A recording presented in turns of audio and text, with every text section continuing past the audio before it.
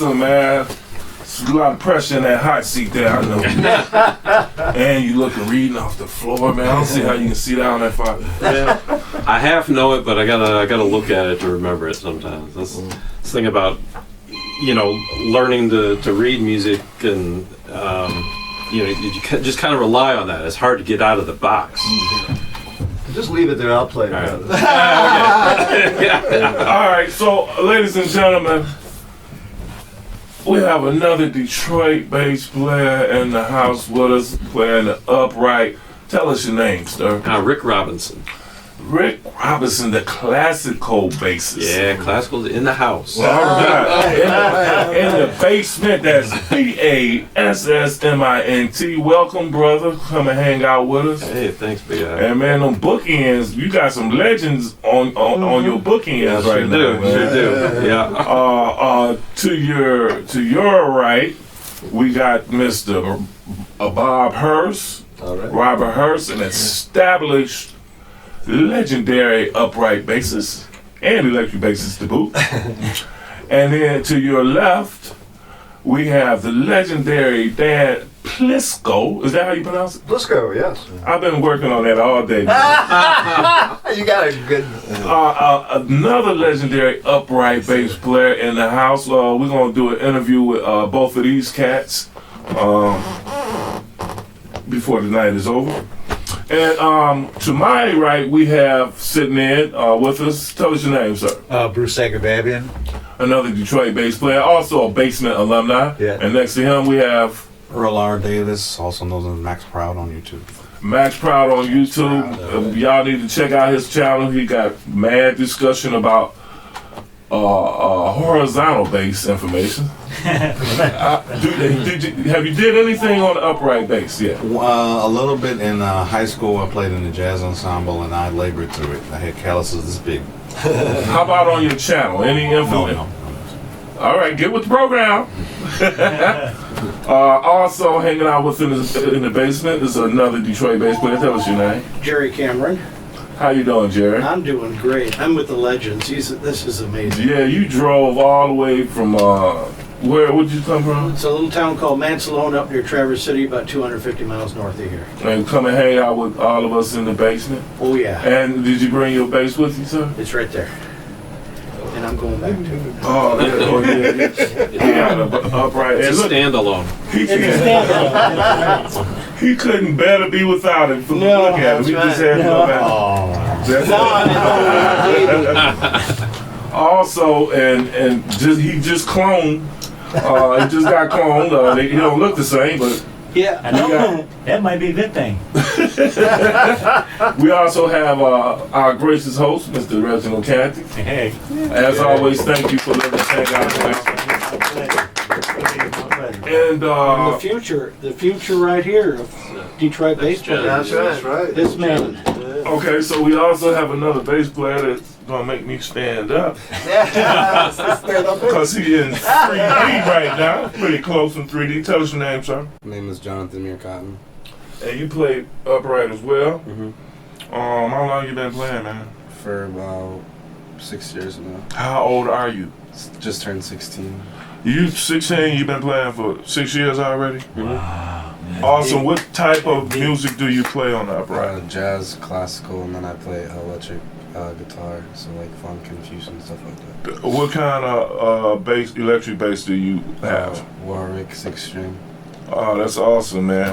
Well, welcome to the basement, bro. You're going to have to come back and give us a full interview in the future. A whole full interview, because I got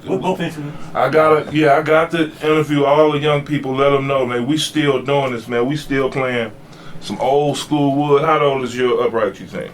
I don't know. I really don't know. You don't even know what kind it is? I don't think so. I got it going into my 8th grade year in middle school, so this has been my bass. That's awesome. And how do you carry that thing around, man? At first, my mom carried around for one lesson, and then my bass teacher taught me, so you just get used to it after a while. I went to Interlochen, and that basically helped me out, so. Interlocking. I bet all these cats in here know about interlocking. We'll talk about One that. in particular. We'll talk about that in a second, maybe this next go round. And also sitting in with us is, could you tell us your name now? Julianne Muir. That's the mom. Thanks for bringing them out to hang out with us, right? Thank you, man. Okay, so back to speaking of classical music.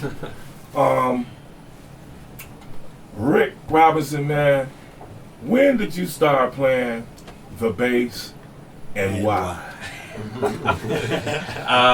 Well, I grew up in a musical family. My older brother played cello and bass, then saxophone, then he went away to college. My sister played violin, she went away to college. And then it was my turn in the same middle school. Apparently Earl was there too. Yeah, in Highland Park, Barber Middle School. And I started playing cornet and then tuba, and then I wanted to play strings. So I asked to play tuba and cello, and they said, no, you got to pick one or the other. So I went with cello. And I was always last chair cello. I never moved up, never did well at it.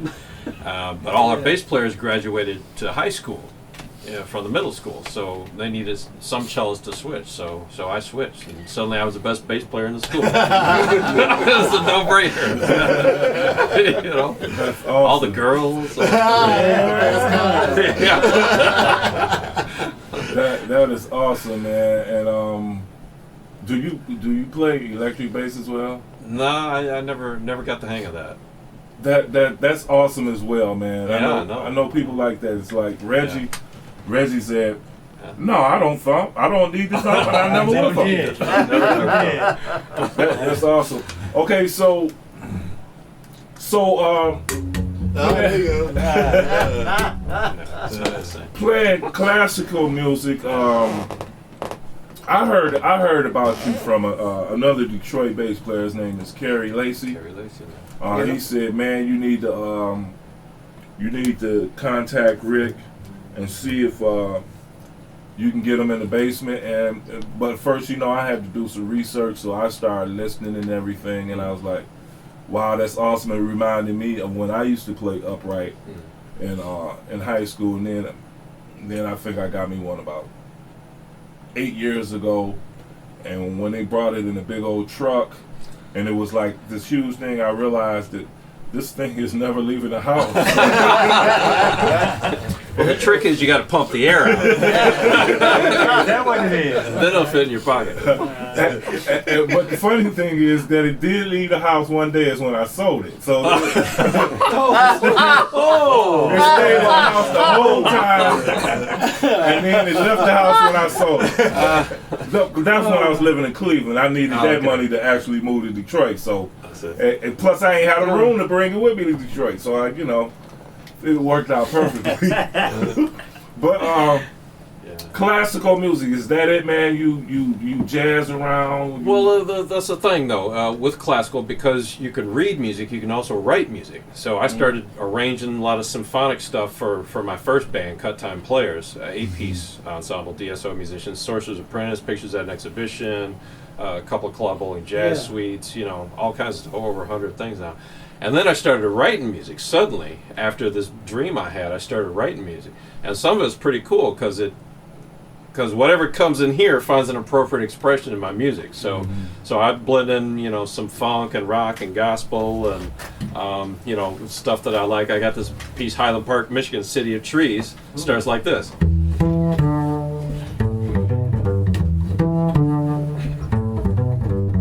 And then this, dark strings start, kind of struggling to form a melody. And this whole drama I've been able to paint out on it. And it's at my website, if I can say cuttime.com. Sure, you can say cuttime.com. Right? Yeah, so we'll go to cuttime.com. Mr. Cuttime. This is a machine extension, and this one's made by Robert Stenholm. I don't know if he's still with us anymore, but basically extends what's normally the lowest string E all the way down to a low C, so we can double the cellos with their low C. But the E locks closed until I open it with the E flat key. Continue down, D flat, open C.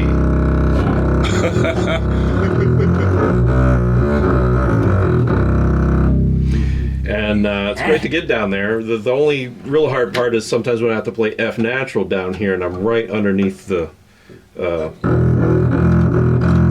apparatus. So sometimes I have to get down there. But, That is awesome.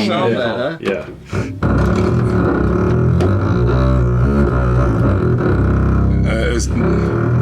And that was always part of the bass? Or was When I bought this bass in '93. Yeah, it was on there. that is awesome, man. Yeah. So, what was you saying? Oh, I was just asking Rick if he had, when he was at the Interlochen Arts Academy for the high school, they have a couple of Pullman basses, nice little German basses with the extensions on them, like similar to his, but the actual fingering was different. It was right in line. Okay.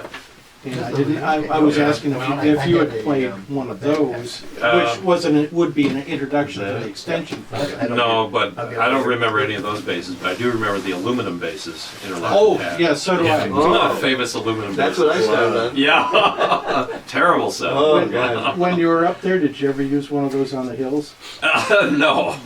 Really? No. It's like a tuna fish. I ain't talking. I ain't, You could float them too. That's Yeah. right. Oh, wow. I ain't saying, but we sat on a few and Like you said, from experience. yeah. No, You couldn't break them. Earl, you had a question for Oh, I said, yeah, you were mentioning that the key extender, they've been around at least 70, 80 years? Yeah, in various forms. I mean, if Interlochen had them on their bases. And that was '69. I Okay. mean, so Yeah, well, that was 8 years ago. Because they've had long this, before that. they've yeah. had this one with the electric bass on the 4-string. Really? It hasn't been around maybe 20 years. Yeah. Now, more common today is what you'll see on Bob's bass, and that's an extension without any kind of stops whatsoever. All he's got to do is open up the E, and it's open all the way to C, but he has the finger, which is why they call it a fingered extension. Any advantage one over the other? That's much more popular amongst the young guys now. So that's the regular E. I didn't put it on right, Yeah. but and then you take this off, and it goes down low C, something like a low C, And you can play up there at the scroll as well? and then you can play D flat, D, E flat. That's that string. That is awesome. We talked about all the orchestras you've been in and stuff like that, and what are you currently doing now? I've seen some advertisements for a few shows, quartets that you've been doing. Yeah, lately. I'm connecting new audiences with classical music with my Classical Revolution Detroit series. So playing in bars and clubs. A lot of the arrangements that I did of the symphonic stuff for small ensembles and my compositions plus standard chamber music. You know, I use amplification system, so people can talk and drink and still hear everything. I host the show, it's a lot more like if you go hear Bob Hurst and he talks real warmly to the audience, and say, hey, get some interaction going. Sometimes I bring some people up on stage and they'll play, cowbell or shaker in a couple of my tunes. Just anything to open people up to the music by the music opening up to them. Yeah, that's awesome, man. Fun. And one question I always like to ask: influences. Did you have any upright influences? People that was like, oh, I got to play like that, or Yeah, well, my first one, my teacher at Ann Dodge gave me an album of Pablo Casals playing on cello. And he's a Spanish dude, and he's like shaping music.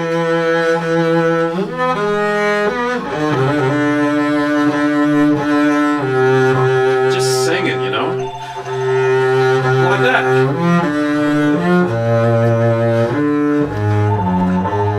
And that just profound, I kept playing that album over and over again. I said, I want to sound like that. And once I got to Interlochen, they had the music on file. So that's when I started learning it. I said, I'm going to sound just like him. I never did, but the fact that I tried and I got part way, encouraged me to keep going. And then bass players is Gary Carr, in the classical world, just doing amazing things, playing concertos with orchestras, and he's had a solo career going. Everyone loved him. He was one of the first, wasn't he? Yeah, to have a solo I career know. in this century, yeah. I mean, Right. before him was, 100 years before, was Giovanni Battazzini, and Right. before him, Domenico Dragonetti, Yeah. you know.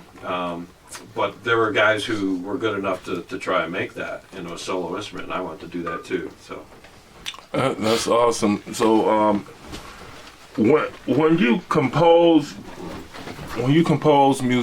music for orchestras and stuff like that, where does it come from? Does it come from the inside, your brain, or whatever it comes from? Yeah, I know what you're asking. Actually, I've had successful compositions, but from a variety of sources. Sometimes it's coming up with a good melody that's got a good balance of, you know, what I'm looking for. Sometimes it's suggested by a piece that I know well, you know, a tune that I have on the brain, and I derive a melody out of that, you know, spinning it off, as it were.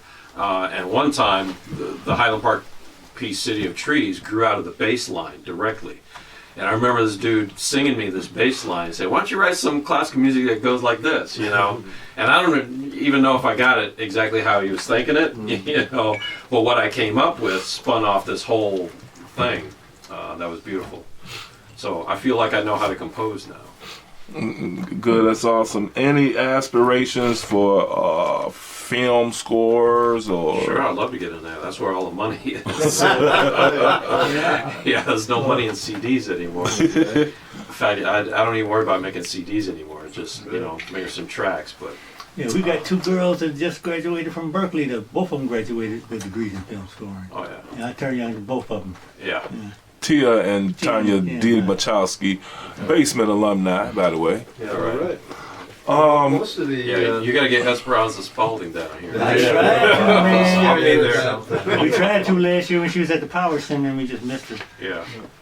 Man, you know what, man? I ain't want to keep you, man. You know, I don't like keeping people in the basement. I know you got things to do and all that kind of stuff.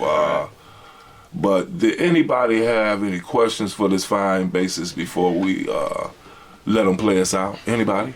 The apparatus that works that, why does it works backwards, isn't it?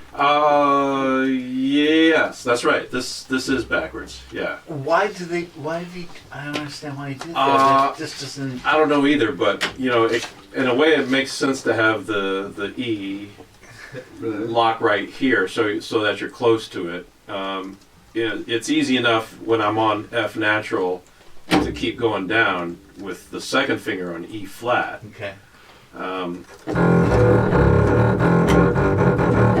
You know, when I'm playing in D flat major, which is half the time. So I don't know. You just get used to it. I guess. Yeah. When I had a bass that had a machine extension the other way, I got used to it. Okay. So All right. That's just curious. yeah. I mean, you and I discussed, you know, back in junior high, Barber Middle School.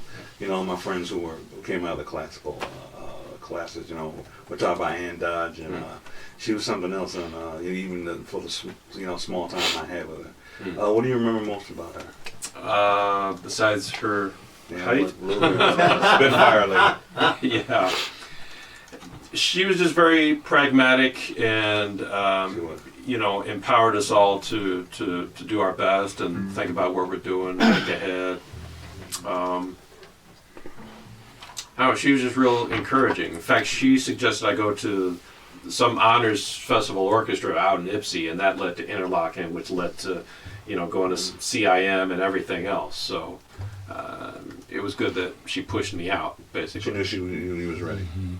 Well, not only that, she encouraged me to go out and do things. So, you know, that's what a teacher should do, is help you get out and explore the world. I have a question for you. You mentioned Edgar Meyer's name along with a whole bunch of other people. What makes him your favorite bass player? Well, he's so versatile, number one. I mean, and his chops are just phenomenal.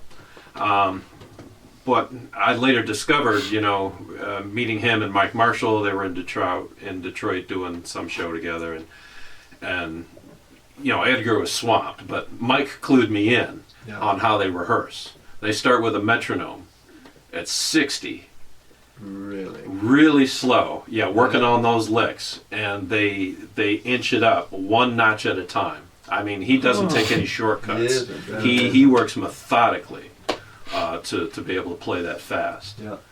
And it's just, it's what you got to do. It's how you pay your dues. I Yeah. met him in '93, Yeah. and I've watched him ever since. And I always thought I knew how to play bass until Yeah. I saw him in '93, and I went, Yeah. I don't know anything. Yeah. I don't know how he does anything, and because he plays in solo tuning all the time, it's real hard to pick up. Yes. So with a low E. What he's That's doing. right. Yeah, that's right. That's right. Now, solo tuning, what is that? If you play a concerto, you tune up a whole step so the instrument sounds louder and brighter to stand out against the orchestra. Oh, okay. So that's solo tuning. They even have solo tuning strings, so you Yeah. can put those on and be there. Okay, and speaking of strings, what kind of strings do you use on there? What are these? Eudoxa flat chrome steel, I think they still call them. What are those selling for these days? Around $250 a set. Yeah. Yeah. But it's orchestral. They're very stiff, so you can really dig into the string without it, rubbing up against the fingerboard. And how often do you have to change? Well, ideally every 6 months. Yeah. Yeah, they go flat after 6 months. I used to do 3 times a year. But These have been on a year and a half. I was about to say at 250, my strings would be the same age as they bass. Yeah, 200 years old. yeah, but they speak with the bow well. Oh, yeah, they Right, and I got almost. Do I hear some rosin on that? Yeah, I got some resin on here. Yeah. You can almost hear how that bow is connecting with that string, man. Absolutely. Right. Yeah, that's awesome. And you got to have that little That's the name of the game. that rosin to help that happen, right? Right, yeah. Well, when you pluck the bass, the envelope is immediately there. It's Right. like that. But whenever you bow a bass, it's always a a build. rounded start, and you don't want to wah. In an orchestra, you can't have 8 bass players all going wah. Right. So Sound like a third grader. yeah, so you got to be able to grab the string and know when it's going to release. Right. Exactly. Yeah, Have you ever- I stressed that with Jonathan. Have you ever heard- a few times. Have you ever heard that Gary Carr teaches to play with no rosin? No. Edgar plays with no rosin. Yeah. What? What? Yep. He said if he plays with any rosin, he plays with violin rosin. Wow. Yep. No kidding. So there's a difference between violin rosin and bass rosin? Oh. Yeah, they have to have Bass different rosin's degrees of much resistance. stickier and Boy, you learn something new every day. You're at the basement. So is there like a different degrees of resistance for the instrument? Is that basically? Yeah. sure. The string- violin is usually harder. The actual rosin is harder, so not as much Right. Right. comes Strings off. are so much thinner. Yeah. Right. But on the other hand, they change their strings every month. Yes. Their strings go dead fast. Yep. And they're cheaper. Yeah. Much. Really. Yeah, I mean, it's like the little leagues against these 6'5" bases. Yeah. You guys got a basketball team over here, Yeah. and they like violin is like pee-wee baseball. Oh man. I mean, metaphorically speaking, size-wise. Okay, so anybody else have any questions for this fine basis? You didn't say who your influences were, who your heroes were. Well, I talked about Pablo Casals, Gary Carr. Okay. Let's see, who else would I go with? Kim Kashkashian on the viola, just a really beautiful player, sound. And Henrik Schering was a Hungarian violinist, and his Bach suites just really took me in a new direction. So, Okay. Whose version of the Bach cello unaccompanied is your favorite? Oh, good question. Yo-Yo Ma. Thank Yo-Yo you. Ma. Mine too. Yeah. Okay, I was just curious. Yeah, it's very. It has a broader range than Len Yeah. Harrell or some of those other guys. But Edgar Meyer does have a set. I have it. Yeah. I have it. Yeah. Oh, yeah. Yeah, I like pretty it. amazing His is my favorite. Yeah. that he pulled He it out. plays it more in time, like a dance. Is what I like about it. Right. Yes. Yeah. Yes. And Pablo Casals, when you mention him, I've also heard his. Yeah. They're interesting. Well, Edgar's one of the first guys to stop using so much vibrato. Yes. And that really helps bring out the intonation and the music and focus expressing with the bow rather than with the left hand. Right. You know, it's not all about Yeah, that. exactly. You know, it could be about is expressive as well. Yeah. So, Thank you. I have one question. Yes. Yeah. Just as far as the classical audition process or the Ah, orchestral yeah, yeah, audition process, Good question. it seems so deep and so stressed out. You It know, is, it is. I wanna, can you talk about like just going through that and how to deal with that? yeah, it's incredibly stressful because you know you're going into the first round and you'll only play. You'll start with a solo of Bach, and you won't get to take the repeat, so you won't get a second chance. And then you play your concerto, and they'll only want the first page, but you don't know exactly when they're going to stop you. So sometimes you have to go a little further than you thought they would, or if they cut you short of what you expected, you start worrying that they really don't like you. And then when you move on to the excerpts, and it might be for a major orchestra with a lot of candidates showing up, they'll just ask 3 or 4 excerpts the first round. If it's a smaller orchestra, they'll go as far as maybe 6 excerpts. But you got just this little snippet, and it might only be 10 seconds of music to show what you've got. And it's probably going to be something like, could be something really soft.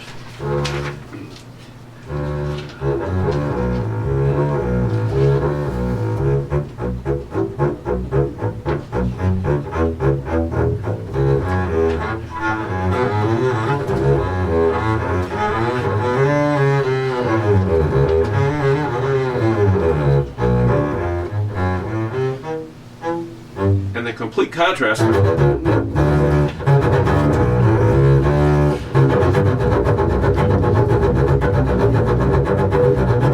I mean, it goes on, but it's got to be perfect. If there's more than 1 or 2 notes out of tune or didn't speak well, you usually get cut.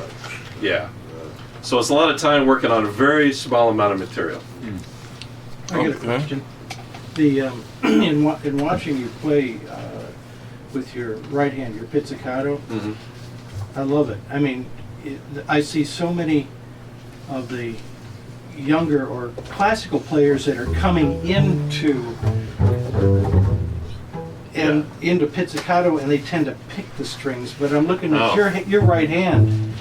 That is total jazz.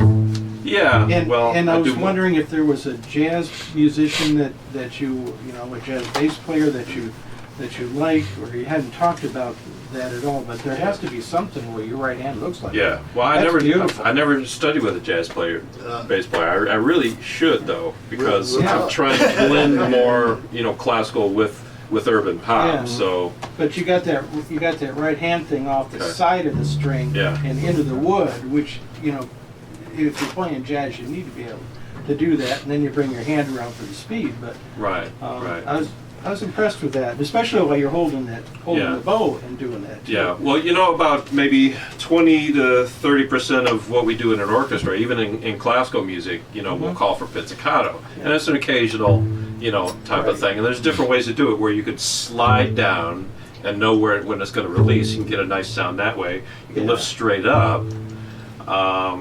Gets a little more of a thumpy, but in certain situations, when you want it to ring, you'll do a knuckle, off the first joint, right? Right. So. Well, it's interesting because I don't see your finger hitting the fingerboard, No. and I was always taught that you pull down. Yeah, you pull down into the fingerboard and let the string pop back up. I'm not doing that. See? No. See, no one ever told me can't that. see that There from is a here. difference between jazz players and classical. Yeah. Always thought you get Yeah. louder sound if you go to the side. I never occurred to me to. To bring it Al down. McKinnon told down. me like you play. Okay. Really? He said like a bow and arrow or out. Oh, really? Oh, no kidding. Because I had a lot of records where you hear me do that. Yeah. But he told me like a bow and arrow. I'll be there. Yeah. Okay. We're lucky in Detroit Symphony to have Craig Reifel. He's a really, really talented jazz player. Really? And keyboard player too. So, multi-talented guy. Okay, so anybody else have any questions? Yeah, I know a few years back, I couldn't really say how many years it was, but there was some talk about the significance of a black principal bassist in the DSO, and I wondered, where do you stand in that historical segment we were talking about black people being bassists in the DSO? I don't know if you're familiar with or. Of course he's familiar with it. He's like a landmark study. I don't know what you're talking about, but and wish I had been one of them. But well, I think that's why I think you are one of them. Well, I wasn't principal in DSO. Okay. I was principal in some smaller orchestras that okay. I've been in. But there's the same thing as a player. That same. Yeah, well, as a player. player, as a black musician, I mean, it's just amazing to be part of that, and Right. I think it's music that can speak to everyone Oh, sure. if we give it a chance. But you know, as a composer and arranger, I'm trying to, you know, help black people realize what's accessible here and write us into, you know, some of the music, some of my music anyway. Good. So I hope people check it out at cuttime.com. Good. Okay, another question. You guys throw those big words out there. I can't let them go past. Here we go. Principal player. Okay. What is that? That's the first chair player is the principal. Okay, I thought And that then was there's- first year. There's always an assistant principal too. That means second year? That's right. Yeah.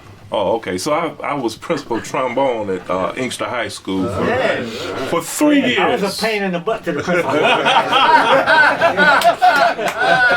And thank you very much. And the other thing is trying to attract listeners to the classicals and stuff. Will I get to hear Justin Bieber's "Baby, Baby, Baby" on a quartet, or or Katy Perry's "Let Me Hear You Roar"? Will I hear those in your quartet? It's possible, but not in my quartet. Oh, okay. It's just, you know, we try to sing through the instrument, right? That's the goal, or dance through the instrument, you know, whatever, if it's fast notes. But you know, American music is so song dominated now. You know, it's hard for people to relate to music without any words behind it. You know, so It's very visually oriented. too. yeah, and it's the same problem It's for more about jazz. the- You know, it's instrumental music. You know, so we just need to set that context. We got to introduce pieces so that people will listen in to it. Yeah, I agree. I think that definitely the music, you know, of Gershwin and Cole Porter and all that stuff. Even when it's played instrumentally, people identified with the lyric, even though it wasn't present. So I think that's the lyrical aspect of playing music is very important in a lot of cases. Very. I hear a lot of people say it's a big risk for established art to take to go that way, because ever since like MTV, the introduction of MTV, it became more about the artist and a lot less about the art. Right, that's Because there right. was a lot of visual stuff, blah blah blah. And so and I can see how someone might Yeah, think that's a real risk to take. They're capable of it, yeah. but they don't do it because of, you know, it doesn't serve the current record buying public or whatever. You know what I mean? Well, I know there's the audience that we want to see, and then the audience There that you go. is available to us. Right. And, you know, that's the larger pie. Yeah. Well, this with the most money in their pocket. Right. Yeah, there's a lot of stuff is about money nowadays. That is. But man, speaking of money, I can't afford to keep you here any longer. So, did anybody else have any questions for this fine bassist? Well, how about you, Rick? Did you have anything that you like to say in closing before you play us out? Just glad to be here. I think the BASSmint is a really wonderful project, and everybody should check it out. Thank you very much, man. It was Yeah, great to thank have you. you guys. Nice to have you. Yeah. Yeah. It is great to have you guys. Okay, well, why don't you just play us out something? Okay. Ladies and gentlemen, classical bassist All right. from Detroit, Mr. Rick Robinson. Some of my Paganini variations.